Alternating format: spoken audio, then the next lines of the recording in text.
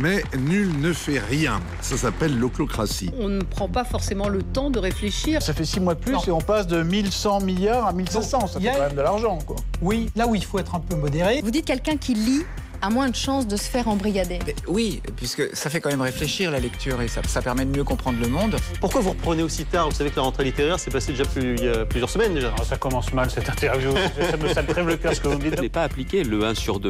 Clairement, il existe des critères. Est-ce que c'est si clair que ça? Parce qu'on a entendu des éditorialistes qui disaient « Attendez, il ne faut pas nationaliser ce genre de scrutin ». Il faut toujours être très prudent. Faut-il expliquer? Faut-il décortiquer? Monsieur le ministre de l'Intérieur, bonjour. Bonjour. Ça vous plaît comme image ou est-ce que vous préfériez avoir celle de bad boy, par exemple? Je ne suis pas un bad boy, je cherche pas à en être un. Il y a peut-être à réfléchir sur que voulons-nous, quoi? Qu'est-ce que la vie? Ainsi va le monde. L'un continue sur la chaîne Info.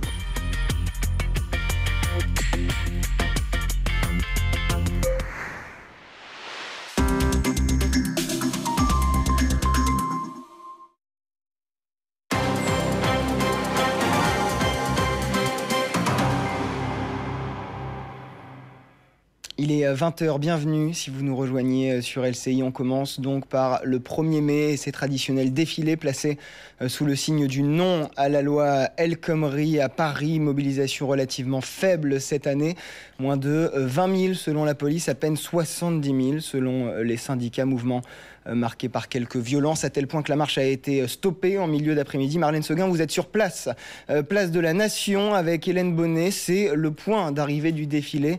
Comment ça se passe en ce moment? Y a-t-il de nouvelles tensions? Alors pour l'instant, les tensions sont en train de retomber un petit peu. Le cortège pacifique, la tête de cortège pacifique composée des syndicats et de la foule s'est dispersée d'elle-même devant la violence des scènes qui se sont déroulées ici tout à l'heure. Les gaz lacrymogènes sont en train de finir de se disperser, mais il y a quelques minutes encore, il était très difficile de respirer ici sans masque, et ce sur tout le cours de Vincennes qui était évidemment bouclé par les CRS. Et il se produisait des scènes de guérilla avec d'un côté les CRS insultés par de très petits groupes d'individus masqués, cagoulés, qui essayaient de les affronter avec des jets de détritus notamment. Et ici même où je me trouve, il y a quelques minutes, il y a eu des jets de cailloux, une pluie de cailloux de cette taille qui est tombée sur tout le pourtour de la place de la Nation. Donc vous le voyez, ce rassemblement ne s'est pas du tout déroulé comme le souhaitaient à la fois les autorités et les syndicats. Merci beaucoup Marlène Seguin en direct de la place de la Nation. Merci également à Hélène Bonnet derrière la caméra. Défilé à Paris mais aussi à Marseille, Bordeaux, Toulouse, Nantes. 84 000 personnes dans toute la France selon le ministère de l'Intérieur. À Rennes aussi, la manifestation a parfois dégénéré. Plusieurs centaines de jeunes ont envahi à la mi-journée un cinéma du centre-ville. Et puis ce 1er mai a également officialisé le divorce entre Jean-Marie Le Pen et sa fille, hommage à Jeanne d'Arc, comme le veut la tradition. Mais rassemblement séparé ce dimanche, marqué notamment par un nouveau tacle du fondateur du parti à l'actuelle présidente, Camilla Campuzano, avec Basile Bonne. Deux gerbes, au pied de deux statues différentes. L'hommage à Jeanne d'Arc en ordre dispersé. L'officiel, celui du Front National, en petit comité et en silence. Et le second organisé par Jean-Marie Le Pen.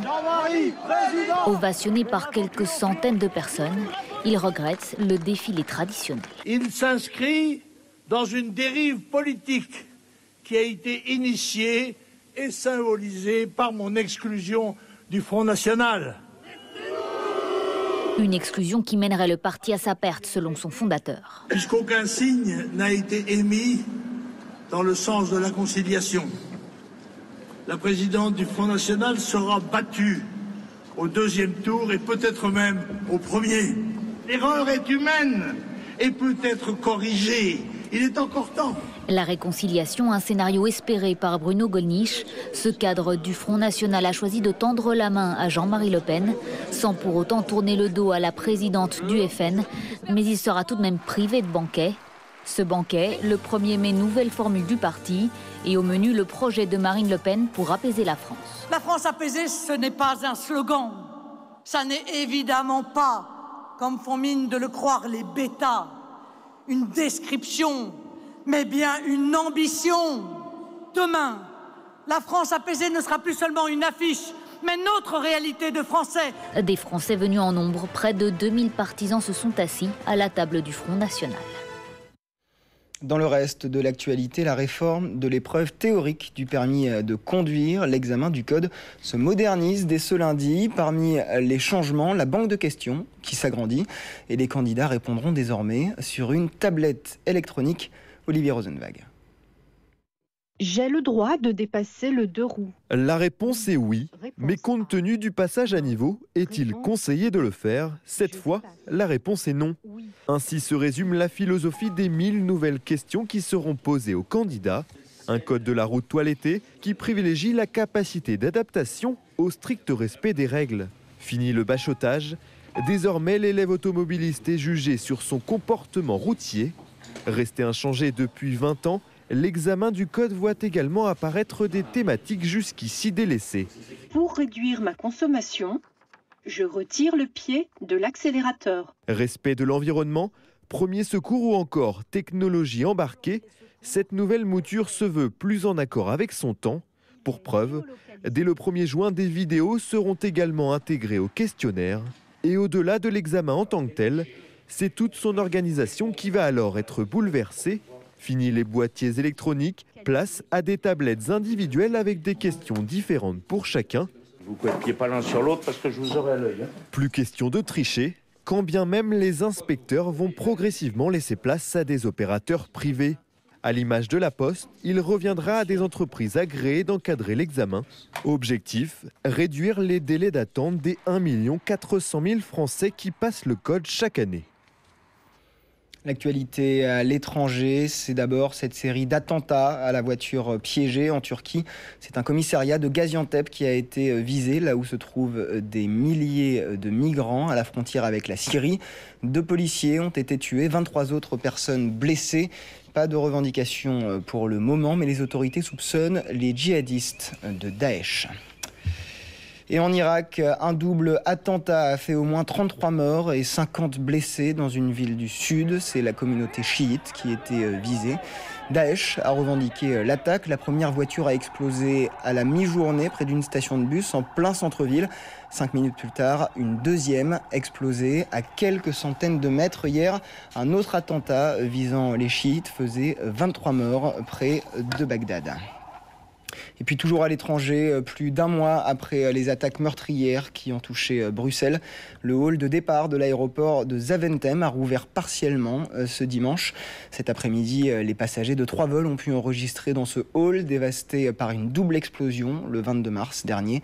La direction assure que 150 guichets sont désormais opérationnels entre ce hall de départ et les installations temporaires. L'aéroport fonctionne désormais à 80% de ses capacités. Le foot maintenant avec la fin de la 36e journée de Ligue 1 et l'OM sort un peu la tête de l'eau en s'imposant à l'extérieur face à Angers. Score final 1-0 grâce à cette frappe croisée signée Batshuayi. Marseille pointe désormais à la 13e place du classement. Restez avec nous tout de suite, c'est la météo et ensuite vue sur la planète.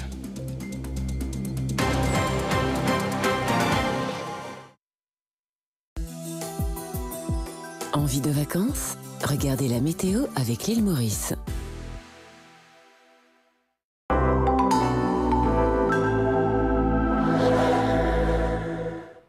Le soleil l'a emporté sur les nuages aujourd'hui. Oh, les nuages étaient encore extrêmement présents. Voici une perturbation qui s'en va, voici une autre qui arrive. Mais entre les deux, c'est le soleil qui s'est imposé peu à peu et qui va continuer à s'imposer au fil des jours. Regardez les prévisions de Météo France pour cette matinée. Voici des nuages qui s'en vont avec de moins en moins de pluie. Voici des nuages qui arrivent avec très peu de pluie, mais quand même un petit vent de sud-ouest sur les côtes. Et puis entre les deux, beaucoup de soleil. Attention en Méditerranée, les vents de nord, Mistral et Tramontane soufflent toujours très très fort. Peu de différence entre le matin et l'après-midi, si ce n'est quelques gouttes supplémentaires sur la pointe bretonne en toute fin de journée. Quant aux températures stationnaires, encore des gelées ici ou là, par exemple en campagne, en Normandie, le maximum pour Nice sans doute avec 11 degrés. Et puis l'après-midi, des températures qui commencent ce n'est qu'un début, qui commence à remonter. On reste quand même en dessous des moyennes de saison, même à Nîmes et à Marseille, avec ces 22 degrés, 19 degrés quand même à Lyon. Que se passe-t-il les 2 jours suivants? Eh bien, petit à petit, les pressions montent et donc les nuages se dispersent. On va quand même retrouver trace d'un front, et si vous le voyez l'après-midi, du sud-ouest jusqu'au nord-est, un front actif surtout dans sa partie est, c'est-à-dire avec pas mal d'averses encore, toujours beaucoup de vent près de la Méditerranée et dans le couloir de la vallée du Rhône, à l'arrière du soleil encore plus généreux mercredi, bien fait de l'anticyclone. Attention, il y aura peut-être encore quelques matinées un peu fraîches dans la moitié nord du pays, voilà, et puis la suite sera tout à fait favorable à un joli printemps. Et tout de suite, bien sûr, l'info continue sur LCI. C'était la météo avec l'île Maurice.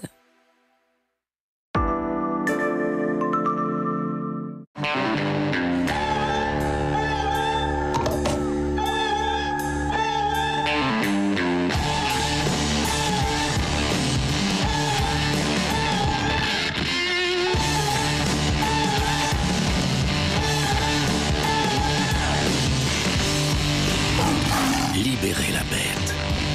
Osez Magnum Double avec Magnum Double Caramel. Succombez au plaisir ultime.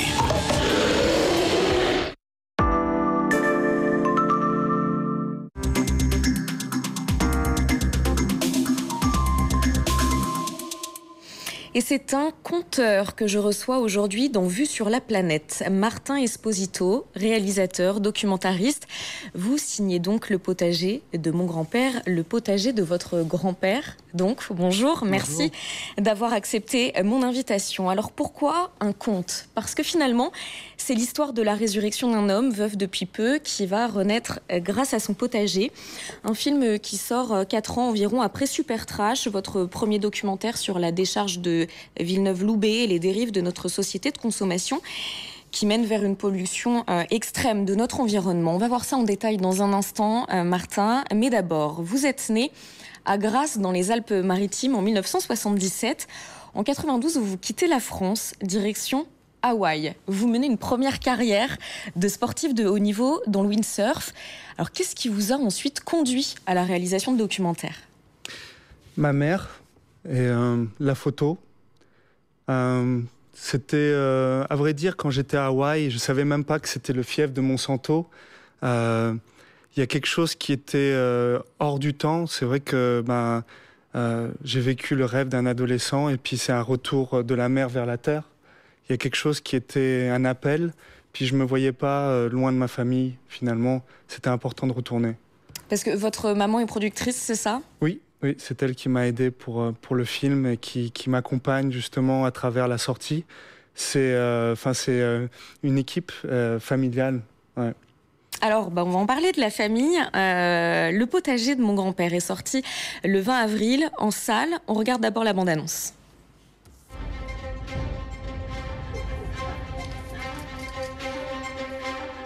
Papy, descends. Non.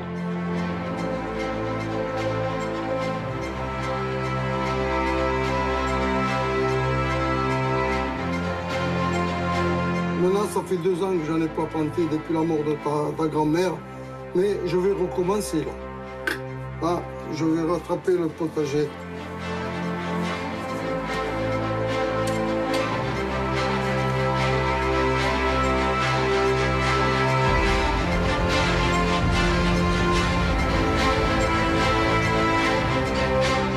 J'ai 85 ans, hein. Et tu sais, Pichon. Bon, mais j'espère être là, ne t'inquiète pas. J'espère être là. Et je te transmettrai ma façon de cultiver. Regarde comment je fais, tu recopies. Comme le grand-père m'avait montré à l'époque. Ça fait 70 ans de ça.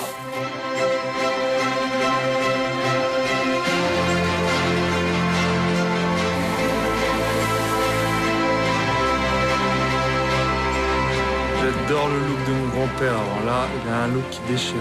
Alors les chaussettes et le parapluie, c'est... Extraordinaire. Et je les ai toujours pas arrosés, papy. Arrête.